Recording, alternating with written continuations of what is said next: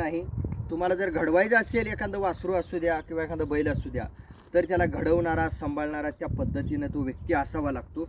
आणि आज तुम्हाला शहरी क्षेत्रात वासरू जर घडवायचं असेल, तर ह्या वयाची वासरं प्रत्येकजण मागतायत आणि ती घडत नाहीत आणि फेल जात आहेत असं म्हणतात. तर त्याच्या पाठीमागं अनेक कारणं असतात. ते वय कारणीभूत ठरत नाही किंवा तुमची घेणावळ चुकीची ठरत नाही. चुकतं काय माहिती आहे का, की तुमचा प्रयत्न चुकतो आणि तुमचं सिस्टीम चुकते किंवा ते ड्रायव्हर म्हणा किंवा ह्या बैलाच्या जोडीला तुम्ही सरावासाठी एखादा बैल घालता किंवा ह्याच्या वयाला, या वयाच्या मानानं तुम्ही किती त्याला त्रास देता किंवा किती प्रयत्न करायला लावता, त्याला फोर्स किती देता, ह्यावरती ते डिपेंड आहे की ती वासरू ते रुटीनला धरतं किंवा न धरतं. अशा अनेक बऱ्याच गोष्टी आहेत. तर या गोष्टीतून मार्ग जर काढायचा असेल तर खरंच प्रत्येक क्षेत्रात तुम्हाला जर उतरायचं असेल त्या क्षेत्रातला गुरु असावा आणि त्या गुरुला प्रत्येक गोष्ट जरी विचारून केली किंवा त्या गुरुसोबत जर तुम्ही एकनिष्ठ राहिला तर ती गोष्ट सक्सेस होऊ शकते.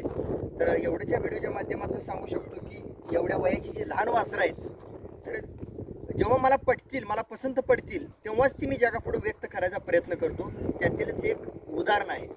तर हा व्हिडिओ बारकाईने बघा, बारकाईने अनुभवा आणि वासरूसुद्धा समोरून बारकाईने अनुभवा आणि मी सांगितलेलं वर्णनानुसार वास्तू आहे का बघू शकताय किंवा वेगळं वाटते का हे पण तुम्ही चेक करू शकताय. आणि त्यानंतर तुम्ही प्रत्येक गोष्ट मालकाला विचारू शकता की तुम्ही देणार आहे का ठेवणार आहे. देणार असेल तर कितीला देणार आहे आणि व्यवहार करायचा असेल तर सरळ पद्धतीने प्रत्येकाने व्यवहार करा.